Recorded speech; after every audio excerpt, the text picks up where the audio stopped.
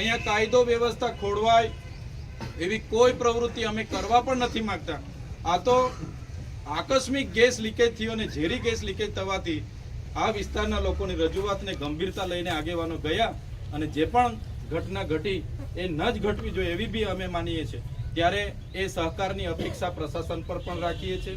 કાલે ઉઠીને અમારા લોકો કહેશે કે ભાઈ અમને તો હજુ પણ ખૂબ હેરાન કરવામાં આવે છે, અમને મારવામાં આવે છે, અમને અમારા પરિવારને હેરાન કરવામાં આવે છે, હજુ અમને હોદે છે, દોડાવે છે, આ કરે છે, અમારે પછી ના છૂટકે સમગ્ર અંબાજીથી ઉમરગામ સુધીના લોકોને આહવાન કરવું પડશે અને હજારોની સંખ્યામાં બધા જ લોકોને જે આ વિસ્તારના આગેવાનો ડૉક્ટર જયરામભાઈ, એમની પૂરી ટીમ, પ્રવીણભાઈ, જેટલા પણ લોકો સાથે આવું થયું છે એવા લોકોના સમર્થનમાં અમારે આવવું પડશે।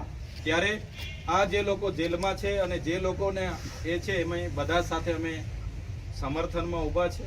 આખો સમાજ તમારી સાથે છે। આજે અમે કોઈ રાજકીય રીતે નથી પણ આ સામાજિક રીતે તમારી વચ્ચે આવ્યા છે।